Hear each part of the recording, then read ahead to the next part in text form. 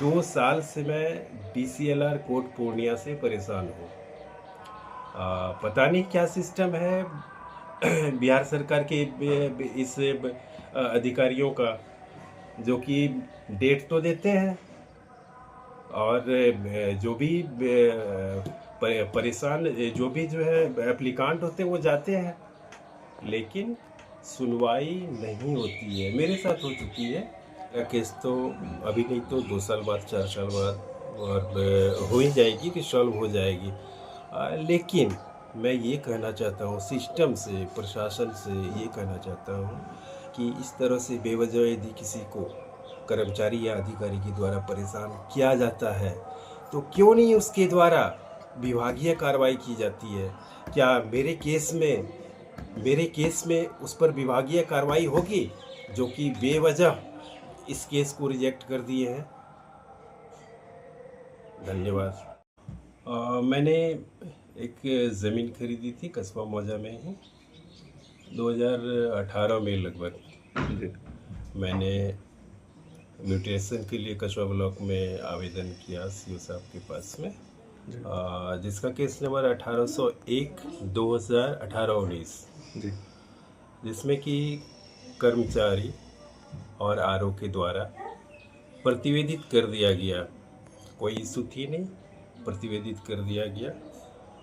इसके बावजूद तत्कालीन सीओ साहब के द्वारा उस मोटेशन एप्लीकेशन को रिजेक्ट कर दिया गया। कौन थे सीओ उस टाइम?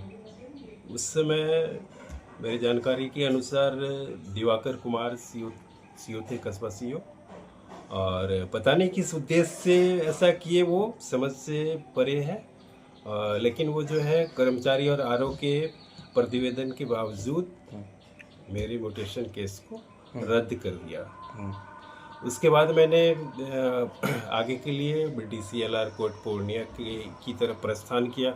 वहाँ मैंने आवेदन किया 2024-25 में, जिसका कि केस नंबर 446 ईयर 2024-25। और मुझे लगा कि शायद वहाँ पे मुझे न्याय मिल जाएगी, लेकिन सिस्टम बिहार सरकार के बदनाम सिस्टम की तरह वहाँ पर भी मुझे जो है निराशा ही हाथ लगी। अभी 2 साल होने को है, आज तक मेरे केस की एक भी हियरिंग नहीं हुई है, एक भी सुनवाई नहीं हुई है। मैं हर तारीख को कोर्ट में आता हूँ, अटेंडेंस बनाता हूँ, लेकिन या तो कभी कोर्ट ही नहीं लगते, कभी मेरे रिकॉर्ड को, केस को बहस ही नहीं होती। 2 साल से मैं DCLR कोर्ट पूर्णिया से परेशान हूँ। पता नहीं क्या सिस्टम है बिहार सरकार के इस अधिकारियों का, जो कि डेट तो देते हैं और जो भी परेशान जो भी जो है एप्लीकांट होते हैं वो जाते हैं, लेकिन सुनवाई नहीं होती है। मेरे साथ हो चुकी है।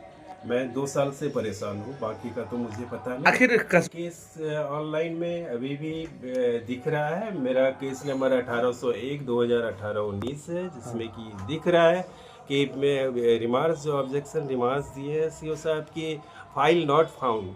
अब ये फाइल नॉट फाउंड क्या होता है? ये तो आपका एरर है, आपका सिस्टम का एरर है। इसमें क्या हम लोग खुद जाके सिस्टम को ठीक करें? मैं आपके चैनल के माध्यम से ये तत्कालीन सीओ से ये क्वेश्चन करना चाहता हूँ, क्यों आपने मेरे केस को रिजेक्ट किया? वाई? क्या रीज़न था?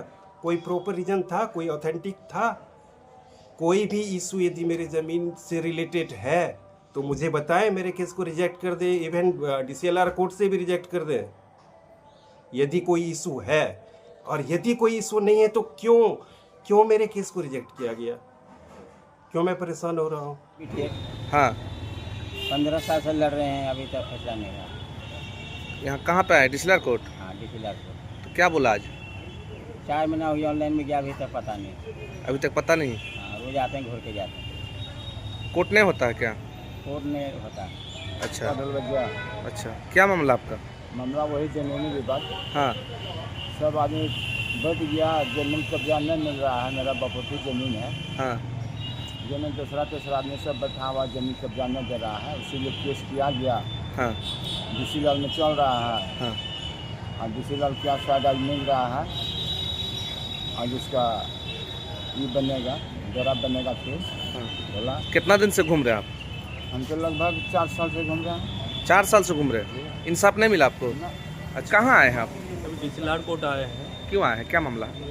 डिसलार कोर्ट आए हैं कि हमारा जमाबंदी कैंसिल कर दिया गया है, वो भी बिना आदेश का किया गया है। सीओ सर का कहना है कि डिसलार के आदेश से ही कैंसिल हुआ है, लेकिन जब हम आदेश पत्र मांगे तो आदेश पत्र नहीं दिया जा रहा है। हम कई बार आरटीआई भी लगाए हैं और आरटीआई का जवाब ना डिसलार मैडम दे रही है ना सीओ सर दे रहे हैं। हाँ और मेरा जमाबंदी हम ज़मीन लिए थे 2008 में, ये हमारा ज़मीन का पेपर है। हाँ। और 2012 में जो है हम मोटेशन करवाए। हाँ। ठीक है। इसके बाद मेरा तो मोटेशन हो गया, शुद्धि पर जनरेट हो गया और सरकार के द्वारा लगान नहीं फिक्स किया गया था, जिसके वजह से हम रसीद नहीं कटवा पा रहे थे। हाँ। और जब हम मोटेशन करवा लिए तो हम रसीद नहीं चलान नहीं कटवा पा रहे थे। और इधर जब हम रसीद कटवाने आए तो पता चला कि हमारा ज़मीन जो है वो कैंसिल हो गया है। हाँ तो हम कैंसिल होने का रीज़न पूछे सीओ सर से। हाँ। तो सीओ सर जवाब नहीं दिए पहले, तब फिर जा कर के जो है अपना रजिस्टर देखे तो रजिस्टर में पाया गया कि ये कैंसिल है, कैंसिल लिखा हुआ था। कैंसिल लिखा हुआ था, ये देखिए कैंसिल लिखा हुआ है, 30-32 जमाबंदी है। और कैंसिल पूछे कि कैंसिल क्यों हुआ, तो उनका कहना था कि ये 30-32 जो है जमाबंदी को कैंसिल करके 43-93 में मर्ज किया गया। हम इसके लिए जो है लोक अदालत अनुमंडल लोक शिकायत निवारण कार्यालय में हमने आवेदन दिया कि हमारा जमाबंदी कैसे कैंसिल हुआ। तो वहाँ पे सीओ सर जवाब देते हैं कि जमाबंदी 30-32 को 43-93 में मर्ज किया गया है, केस नंबर 10/2009-10 के आदेश से।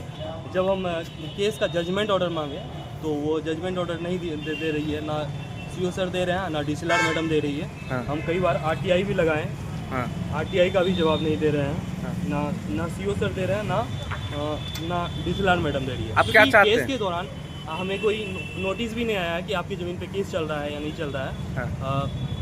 आप कितना दिन से घूम रहे हैं? हमारा जमाबंदी कैंसिल भी हो गया। आज कितना- हम करीब 4 साल से परेशान हैं। हाँ। और इससे पहले हमें जानकारी भी नहीं थी कि हमारी ज़मीन कैंसिल हो गई है। हाँ ये आरटीआई में हम जवाब मांगे हैं हाँ कि मौजा अब्दुल्ला नगर जमाबंदी संख्या 30-32 को विलोपित करने का आधार बने शीर्ष संख्या 43-93 का माननीय डिसलार कोर्ट के आदेश 10/2009-10 से संबंधित मूल आदेश पत्र व विधिक नोटिस की प्रमाणित प्रति उपलब्ध कराने के संबंध में। तो ये चीज़ हम मांगे हैं। हमने आवेदन दिया था 19/5/2026 को डिसलार मैडम को, और आज डिसलार आरटीआई का अधिकार है कि 30 दिन के अंदर अंदर अधिकारी जवाब देते हैं, लेकिन डिसलार मैडम जो है अब भड़वी जवाब देती है। वो हम एक प्लेन आवेदन दिए थे, इससे पहले हम प्लेन आवेदन क्या दिए थे, 22/4 को हम प्लेन आवेदन दिए थे।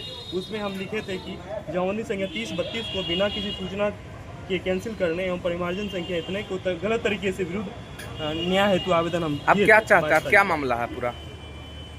मामला है कि हमें आरटीआई का जवाब दे दे सही। हाँ, कौन जवाब और नहीं दे रहा अभी आपको? डिसलार मैडम भी नहीं दे रही है। हाँ। और हम बोल रहे हैं डिसलार मैडम को कि हमें आरटीआई का जवाब दीजिए आप, कि हमारी ज़मीन पे केस चल रहा था तो कैसे केस चला, हमें कोई इन्फॉर्मेशन भी नहीं मिली थी। केस चला और केस ख़त्म भी हो गया। 10 में केस चला था, 17 में जजमेंट मिला मैडम का। जजमेंट में 41 जमाबंदी कैंसिल करने के लिए कहा गया था। 41 जमाबंदी में मेरा नाम नहीं आ रहा है, फिर भी सीओ सर जो है हमारी जमाबंदी को कैंसिल किया। जो वर्तमान परिस्थिति है अभी, ये सिर्फ डीसीएलआर तक ही सीमित नहीं है। जो राजस्व प्राधिकारी हैं, चाहे कमिश्नर साहब हों या डीसीएलआर हों या फिर एसडीओ हों या एडीएम हों या डीएम हों, इस रूप में सभी के यहाँ इस तरह की समस्या देखी जा रही है। सिर्फ डीसीएलआर की बात यदि हम लोग करें तो पूर्णिया सदर डीसीएलआर के पास वर्तमान में यदि हम 24, 25, 26 की बात करें तो 10,000 से ज़्यादा केस पेंडिंग है। और ऐसी स्थिति 10,000 से ज़्यादा केस पेंडिंग हैं। और ऐसी स्थिति में जो फाइलों का एक अंबार सा लगा हुआ है, और वहाँ यदि हम व्यवस्था की बात करें तो अत्यंत परेशानी लायक है। मैंने कई बार इस विषय पर बात भी की है डीएम साहब से भी चर्चा करी है कि वहाँ बैठने का व्यवस्था किया जाए ढंग से, क्योंकि हमारे जो लर्नेड एडवोकेट हैं उनको बैठने तक का व्यवस्था नहीं है। और मनमानी ऐसी है कि जिसकी सीमा नहीं। पिछले एक डेट में मुझे सरेआम बिगड़ कर बात करनी पड़ी थी, क्योंकि वहाँ कुछ ऐसा असामान्य परिस्थिति देखा जाता है कि जो फाइल सेटिंग होता है वह neither according to the year होता है, nor according to the alphabet होता है, वह सिर्फ ग्रीजिंग द हैंड्स के आधार पर होता है। जो पेशकार तथा कथित जो वहाँ काम करने वाले मास्टर रोल पर लोग हैं, उन लोगों को माल दिया तो उसका फाइल आगे, नहीं दिया तो पीछे। और जहाँ तक बात है मनमानेपन की, तो ये राजस्व कर्मचारियों की ऐसी मनमानी है कि विदाउट प्रायर नोटिस कह देंगे नहीं बैठेगी आज। डीसीएलआर की बात यदि आप कर रहे हैं, इससे पहले के जो थे डीसीएलआर परमानंद जी थे, वो मोटा मोटी फिर भी ठीक थे, अपना कोर्ट अटेंड करते थे। ये जो नई मैडम आई हैं, इनके काम से मैं संतुष्ट बिल्कुल भी नहीं हूँ, क्योंकि ये काम अपने ढंग से करती हैं। रेगुलर जो बैठने का नियम है इनका, ये कोर्ट का टाइम दे देती हैं, बैठेंगे, नहीं बैठती हैं।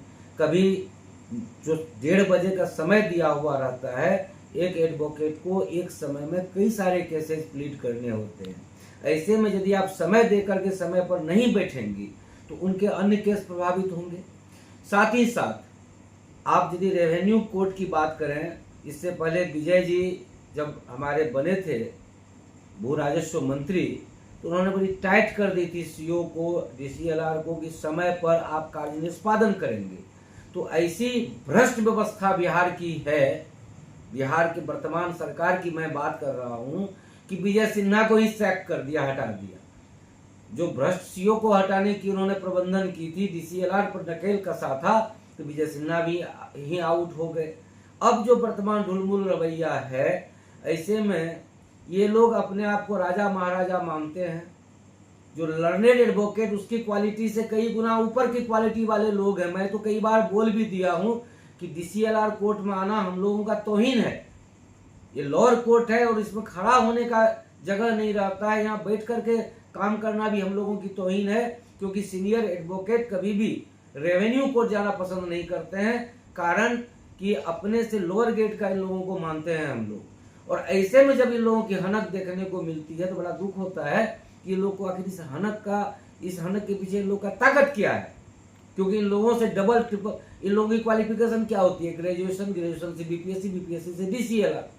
और एक एडवोकेट जो सबसे कमजोर एडवोकेट है, वो भी डबल ग्रेजुएट है, एक जनरल ग्रेजुएशन, एक एलएलबी। तो अपने से उच्चस्थ लोगों को भी ये लोग डिमोरलाइज करने का प्रयास करते हैं, उनके उपयुक्त बैठने का व्यवस्था नहीं करते हैं, अपने कर्मचारियों के द्वारा उन्हें परेशान करवाते हैं। तो ये बड़ा खेदजनक स्थिति है।